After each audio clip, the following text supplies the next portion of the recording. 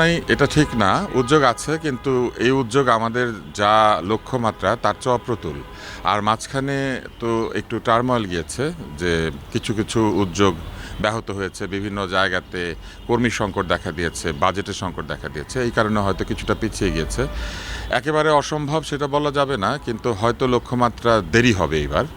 এবং আমার কাছে মনে হয়েছে যে আমাদের এই চেষ্টাটা আরও বাড়িয়ে দেওয়া দরকার। এবং স্বাস্থ্য খাতে সবসময় আমি লক্ষ্য করেছি যে যদিও মুখে বলা হয় যে অনেক গুরুত্ব দেওয়া হচ্ছে, কিন্তু কার্যকরভাবে গুরুত্বপূর্ণ কাজগুলিকে ফেলে রাখা হয়। যেমন এখনও স্বাস্থ্য খাতে কর্মীর সংকট আছে, পদায়ন হয় নাই, পদ খালি রয়ে গিয়েছে, বিভিন্ন ক্ষেত্রে যোগ্য লোকের সংকট আছে, এবং স্বাস্থ্য খাতে একটি সমন্বিত পরিকল্পনা প্রণয়ন করা সম্ভব হয় নাই। আমাদের এখানে স্বাস্থ্য খাতের ব্যয় কমানো সম্ভব হয় নাই। স্বাস্থ্য খাতের ব্যয় নির্বাহ করার জন্য যে হেলথ কেয়ার ফিন্যান্সিং, সেইটাকে বাস্তবায়ন করা যায় নাই।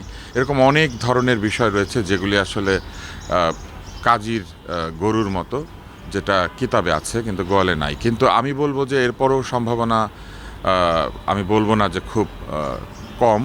আমি মনে করি যে বাংলাদেশের মানুষ চেষ্টা করলে অনেক কিছুই অনেক দ্রুত অর্জন করেছে অতীতে। তাই আমি বলবো যে যেহেতু আমরা শনাক্ত করতে পেরেছি যে আমরা পিছিয়ে আছি, আমার মনে হয় যে দ্রুত গুরুত্ব দিয়ে এটাকে সামনে এগিয়ে নিয়ে যাওয়া উচিত। আরেকটা বিষয় আমরা শুনতে পাচ্ছি যে স্বাস্থ্য খাতে বাজেট কমিয়ে ফেলা হবে, বলা হচ্ছে যে বাজেট খরচ হয় না, কিন্তু আসলে বাজেট খরচ হয় না কথাটা ঠিক না। যেমন বেতন ভাতায় বাজেট আসে, কিন্তু আপনি তো লোকই নিয়োগ দেন নাই, তো এটা তো ফেরত যাবে। তারপরে বহু অপ্রয়োজনীয় যন্ত্রপাতি কেনা হয়েছে, এই কেনাকাটার দায় কিন্তু স্বাস্থ্য বিভাগের না, ডাক্তারদের না, কিন্তু যারা ক্রয় করেন তাদের।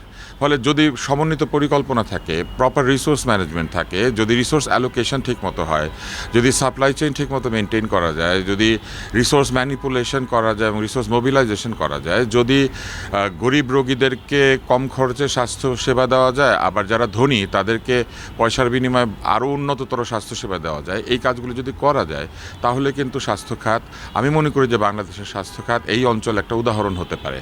অনেক ক্ষেত্রে আমরা উদাহরণ, টিকার ক্ষেত্রে উদাহরণ, মাতৃমৃত্যু কমানোর ক্ষেত্রে উদাহরণ, শিশু মৃত্যু কমানোর ক্ষেত্রে উদাহরণ।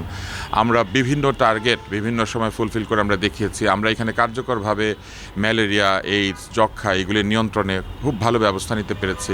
তাই আমরা যে পারি না ব্যাপারটা তো তা না, কিন্তু আমি বলবো যে আমাদের যে ব্যর্থতা, এটা শুধুমাত্র স্বাস্থ্য বিভাগে যারা স্বাস্থ্যকর্মী এবং চিকিৎসক তাদের ব্যর্থতা না, এইখানে অ্যাডমিনিস্ট্রেটিভ ব্যর্থতা আছে এবং সেইটাকে চিহ্নিত করতে হবে।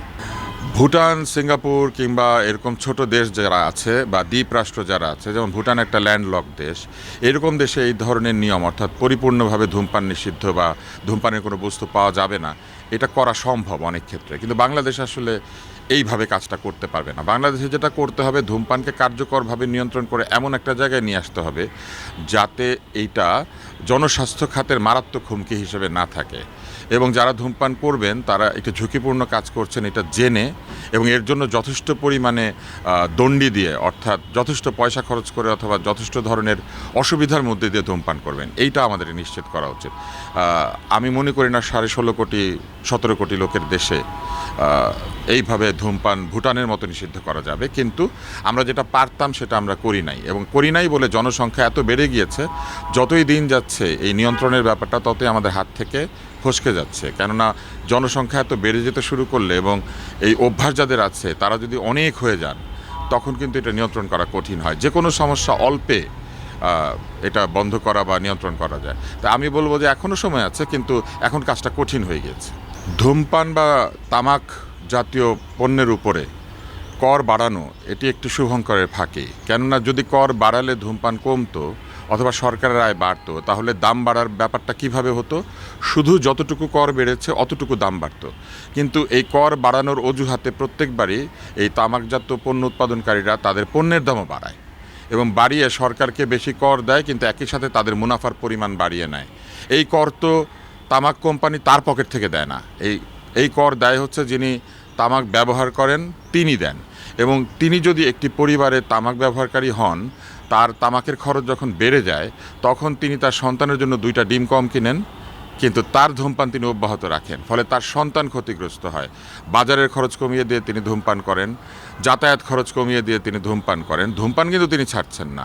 তাই কর বাড়িয়ে দিয়ে যে ধূমপান কিংবা তামাককে নিয়ন্ত্রণ করা যায়, এটা একটা বাজে কথা, এটা বোগাস, এটা মিথ্যা, এবং এইটা করে আসলে এক ধরনের ফাঁকি দেওয়া হয়।